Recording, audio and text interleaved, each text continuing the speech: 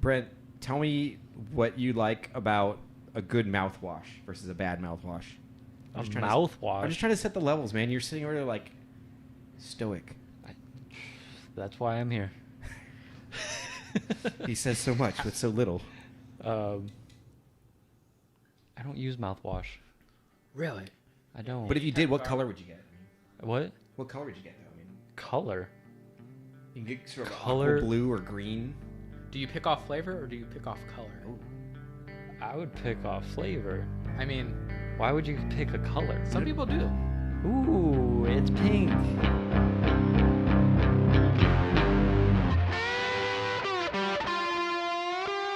Welcome to Delusions of Automotive Grandeur. Yes, the name of this show has 29 letters in it, and it's nearly impossible to say. What could go wrong?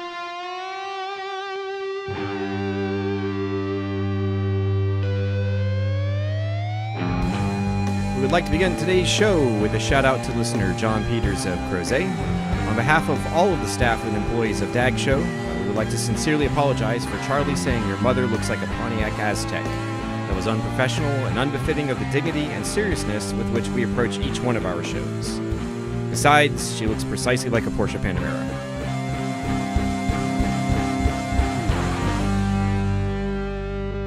Don't feel special. I know for a fact that every single guy and girl listening to this is going to instantly and instinctively be jealous and get the steaming undies when I tell you about my first car, a white 1991 Texas edition Ford Tempo automatic with genuine Canadian vinyl interior. Yes, it actually had a tag saying genuine Canadian vinyl interior. Her name was Irene, and she was madly in love with me. As you know, as we all know, the late 80s and early 90s were clearly the high point of Ford build quality. Ford's sterling reputation at the time was evident in the fact that our brand new gray pinstripe beauty needed a new water pump before we even took it home. Yes, the water pump failed before the car was even sold. And no, the dealer couldn't get a replacement, of course, probably because they were failing all over the country.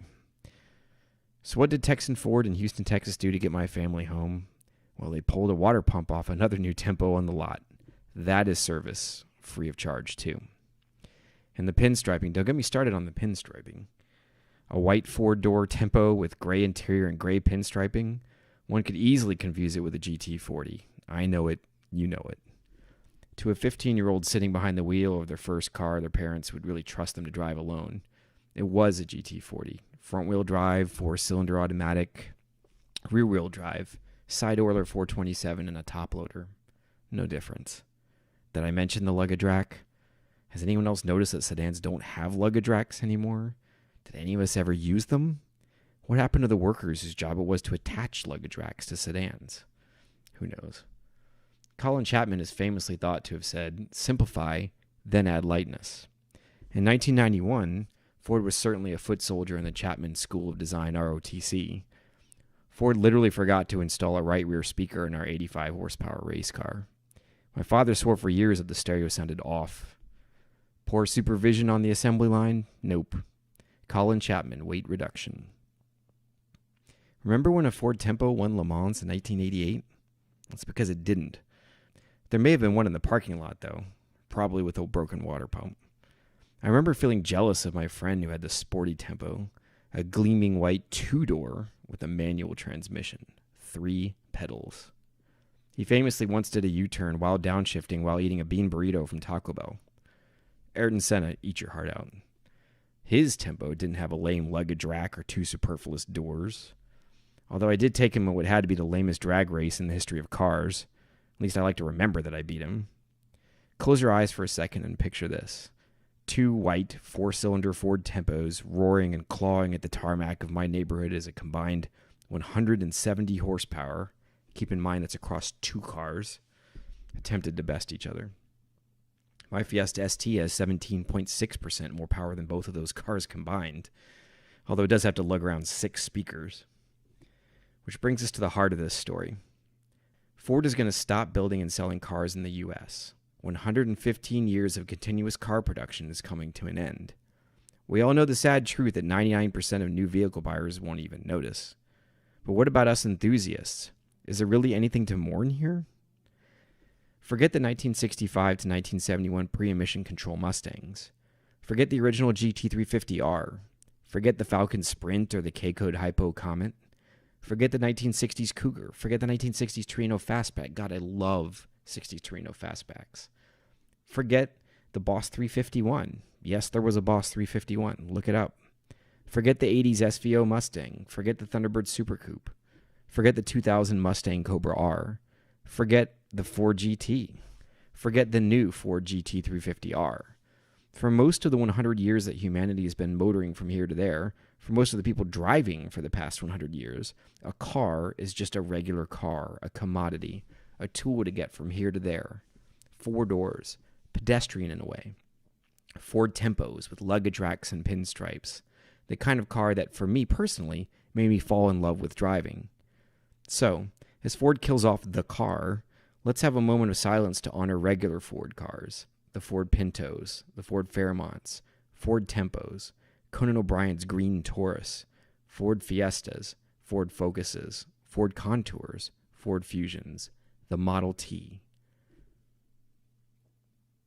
What if Ford proves to be a trendsetter and the regular car goes away? I ask again, is there really anything to mourn here? Have you seen the Ford EcoSport, which will be replacing the Fiesta and Focus? I don't like it. It's devastatingly boring and hopeless looking. It's like a really ugly puppy at the SPCA that you worried won't get adopted. But that isn't a problem with SUVs and crossovers, is it? The whole reason cars are going away is because people want Ford Escapes. They want EcoSports. After all, won't crossovers like the new Ford EcoSport still transport the masses from A to B just fine? They have similar power, features, and storage room to a Focus sedan or hatch. Hell, their mileage is just about as good as a Focus. As much as I instinctively don't want to like them, maybe they have more in common with my Tempo than I first thought. Generic styling? Check. Crappy transmission? Check. Feckless everything? Check. Boring? Check. The real question is whether or not there is something inherent to these crossover eco boxes which makes them less likely to be the spark that ignites a future enthusiast's passion than the hopelessly boring and generic sedans of yesteryear. That would be something to mourn. The real tragedy would be if the death of the car somehow contributes to a decline in the development of new enthusiasts. What do you think? As Charlie, Brent, and I begin our journey with this show, we don't know where it will lead. What will the format evolve into? Will it reach the status of decent within a year? Ever? Will we even make it a month? Will we just stop? Maybe Charlie and Brent will go on to do great things and I'll be replaced and forgotten like that guy that was on Top Gear the first season, or like Pete Best, or the poor luggage rack workers at Ford. I don't know. But what I do know is that we want you to know about us, to have an understanding of what makes us love cars, why we love working on them, why we love driving them, how we are like you and you can relate to us. So here goes nothing.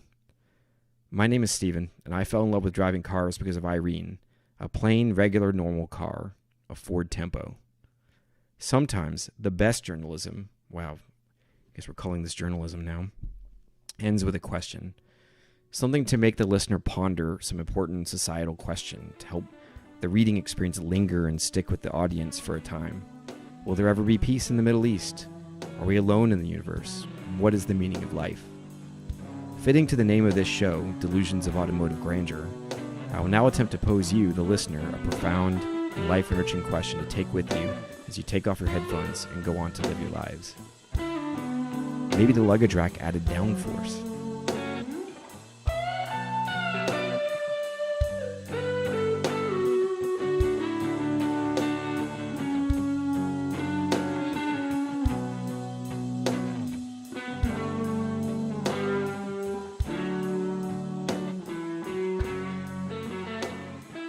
I have no idea on names, but I mean, even the guy with the Ford Mustang, had the Fiesta. I have no idea what his name is. I just know. I was bad for a while. I just know. I called him as Keith for a long time, and he thinks it's funny. We can leave that in. Here's the thing: after you were over talking to whoever, Yeah. we were talking by his car. And he's like, "What's his name again?" He's like, "I keep wanting to say Keith because he kept calling me Keith." No, he so should many call me times. Keith. Nathan/Keith, if you're listening to this, call me whatever you want, dude. Like, his name's Steven. No, that's the thing. I mean, and just to make him feel better, whatever his name is, Nathan Keith, is that there was the guy that remember the guy that had the white WRX metallic white, and he had the dog. I can't think of his name. Maybe Tim or something. And for the longest time, and I told him about this too. Like I knew the story of him getting his car in Florida. I knew his dog. I knew about his life, but for the life of me, I didn't know his name. Was his dog the Australian Shepherd? I could have sworn it was like a husky shit. I can't remember his dog. Well, anyway, but the point is that all of us tend to know each other, and that's why I'm not offended that Nathan/Keith didn't know my name. Besides the fact I didn't know his name for a long time, is that we know the people's car stories and the parts they've done and whatever. But it's just if you think about it, names don't come up that much. And Blue Fiesta ST, yes, black BRZ, silver black. GTI. I always think it was black too, but it's not black. It's black with metal flake. We'll call it that. So besides the fact that we don't remember each other's names, True. and we don't know each other's names, but we know each other's car stories, which is not really what we're recording about right now.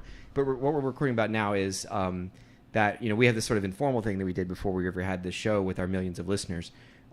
That we would talk about which car we would take home from Charlottesville Cars and Coffee, each week that other than our own, because we're kind of stuck with our own, and we'd pick them out every week and just sort of talk about it, just hang out. But this week since we're kind of starting from scratch, hopefully if we remember to, we'll do this as a recurring segment. We're just going to kind of pick one for all time, and then sort of then we'll do weekly later, but. Anyway, so yeah, Brent, go ahead. I don't remember all time, so I'm going off of today. Okay. And I'd have to go after the Nissan Gloria. Who owns that? Nathan. I thought it was... Or no, sorry. You got me. Jesus Christ. His name is Andrew. I just... it's different. No, I love it too. if you see it rolling down the road, you're just like, okay. Late, 90s or early 90s Nissan 4-door big sedan. Okay. That's the D2Z Wait a engine, second. I think. That guy's riding on the right side. Yeah. There's nobody on the left side. What the hell is going on here? Yeah, it's subtle enough that it definitely you can blink and miss it in traffic, but it's when you start looking at some of those details, it's definitely a head turner. Where you're like, his story's the best, dude. Oh yeah, you bought a one-way plane ticket to go get it. Did you guys know that? I did. I actually was kind of responsible for him buying. I didn't know that. Okay. We had talked. I think we actually had talked during the Cars and Coffee about what he was looking for. Yeah, I know. We were all talking about it, and he was looking at them out at Richmond or whatnot. Yeah, because he was talking about going to Japanese Classic. Thank you. Yep. I know that name.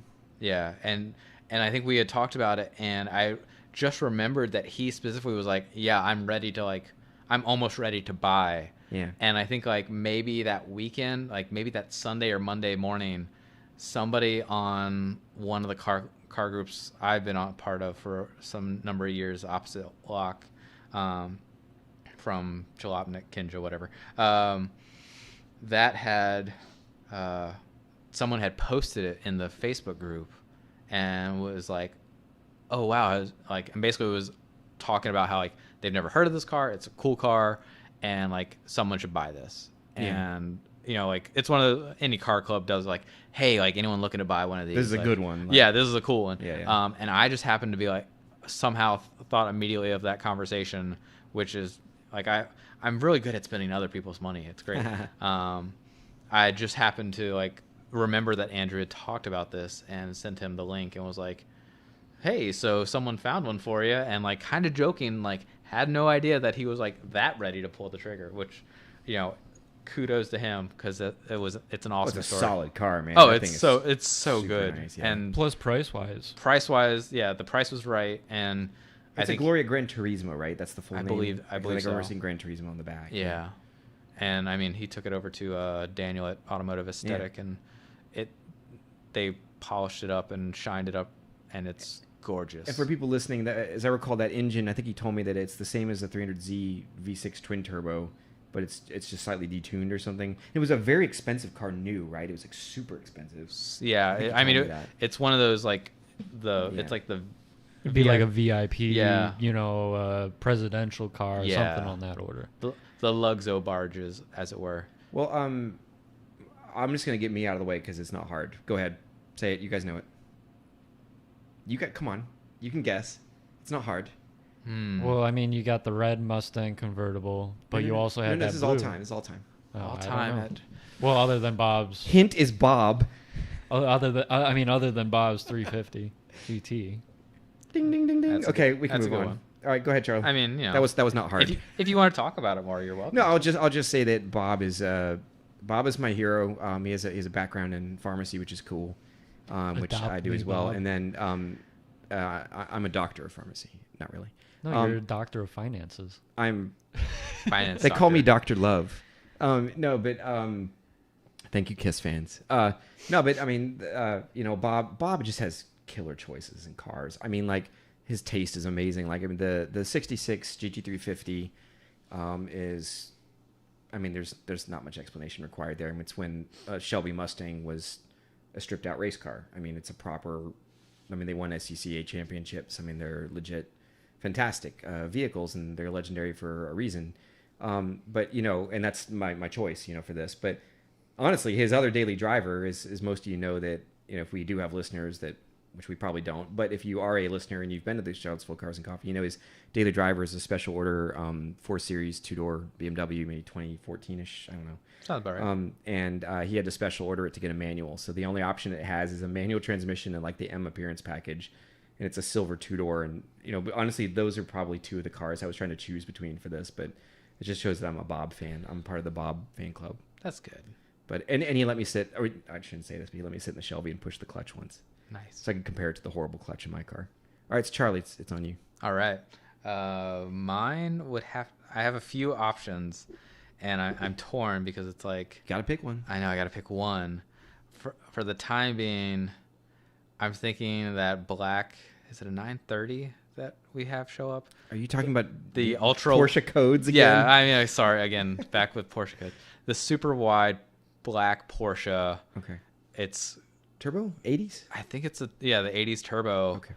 I think lovingly referred to as the Widowmaker. Oh yes, snap oversteer. Yeah. I mean, Porsche problems. Yes. But that thing, it just looks so like the front end on it looks nice. It's so narrow, and then the rear, like clearly they were still doing frame geometry, like numbers, trying to make it grip as much as it can with it, and it just comes out with looking so wide. I mean, like basically, and I know it's been like serviced by Overstreet and as almost every other old Porsche in town has been, but just go to his shop and basically raid any of those cars that have come through Cars and Coffee would be up for grabs, in my opinion. So if we remember to do this may become a recurring segment, and we might talk. We never know. We might pick your car, and if we do, it's pretty cool because you actually win absolutely nothing if we pick your car. Woo! So you get a whole lot of nothing. Well, maybe we could do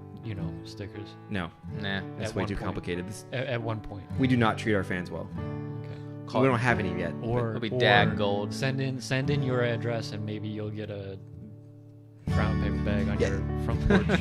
It won't be on fire. Clarkson used to On do that on fire. Top Gear. He would give the main BBC address and just have the if you don't like the color brown, please send a letter to this address. Anyway. All right. Well, thanks for That's a listening. good And one. I'm not putting my address in there.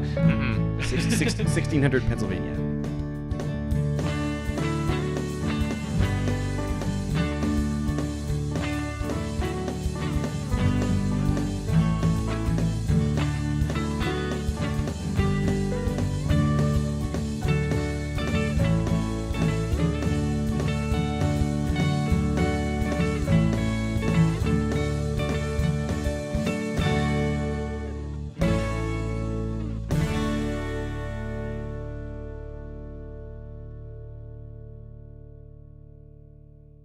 Ooh,